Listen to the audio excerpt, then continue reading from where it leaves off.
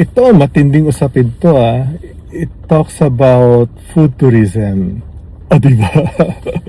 Actually, nakakatakot tong topic na to dahil sobrang daming taong involved dito. Yung mga passionate sila about their opinions. Sa tingin nila kung anong tama, kung anong mali, sinong tama. Pero from the margins na I've been observing how food tourism works in the Philippines, and I can say, ang hirap talaga. Particularly in how we present our food heritage or our everyday food, or how we introduce food to the entire world as part of our tourism offering, or maybe a reason for other people to visit our country for food, no? Pero kasi, ang nangyayari, every time we try to introduce food tourism, nagkakaroon tayo ng tinatawag na standardization. And dun pa lang, wala na, away-away na. And I've been observing it since early 90s, no? Sabihin, what is the standard Filipino food? Sabihin, meron ba tayong standard adobo? Meron ba tayong standard sinigang? And then, ayan na, you have thousands of opinions na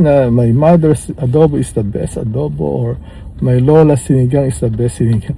So, doon pa lang, wala na, dapat na tayo, no?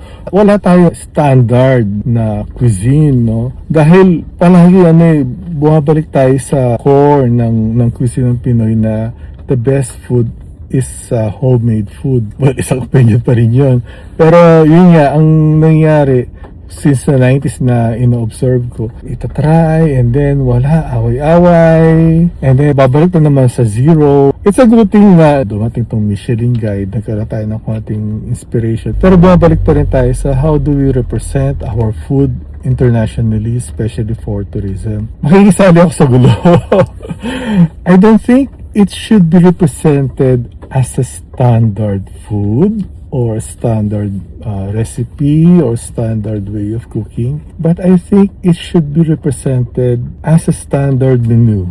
Hear me out, no? Bakit standard menu? Ang Philippines kasi has been trying to emulate a successful Asian cuisines na na-introduce sa mundo. Of course, we have the Korean kimchi and all those Korean stuff, the Japanese sushi, sashimi, and then the Vietnamese pho, and then the Thai food na nakikita natin, meron talaga silang standard. So, yung nagiging default natin, how do we introduce our standard food offering? Pero yun nga, sa tingin ko, since palagi tayong nadadapa in that aspect, why don't we change the way we look at things, no? Like, instead of a standard way of cooking, recipe, standard preparation, palagi ko, we will never agree. Even if it takes us decades or probably even 100 years, no, we will never agree on a single standard for all the things Filipino cuisine. Pero I think if you look at it from a different point of view, pwede, but not that standard way na palagi natin nakita. Yung pwedeng baguhin natin na standard, probably be the menu. Kasi yung menu, ang mangyayari nun, we will acknowledge the diversity of our cuisine even from a single dish. Like, pag sinabi natin, we have 100 ways of cooking adobo, then we have 100 ways of cooking adobo. We have 100 ways of cooking sinigang, we have probably more than 200 ways of cooking sinigang. So, yung representation natin ngayon, we will have a standard menu for things we offer or things that is truly Filipino. Na meron tayong example, no? Pag binuksan mo yung menu, makikita mo yung standard Filipino classics or whatever term you can think of. So, there's this adobo, sinigang, of course, sisig. Sila yung mga mainstay. Let's say sa Korean cooking, sila yung mga tatandaan natin na kimchi, bibimbap. Diba? Kahit sila naman, napakarami nilang versions of those food Pero sa atin naman, pwede yun diba? And then, ang mangyari nun, pagka present mo yung, let's say, adobo, doon mo ilalagay yung kwento ngayon. There are 100 ways of doing adobo, and then, and then, blah, blah, blah, blah, and then, pagka nakita ngayon ng hindi Pilipino yun, the meal becomes interesting. And then he might taste one version of adobo, and then pag nagustuhan niya, he'll be curious what other adobos taste like, no? Or yung eating experience na ibibigay nila. And then pagka tapos na tayo sa classic, we come up with regional, no?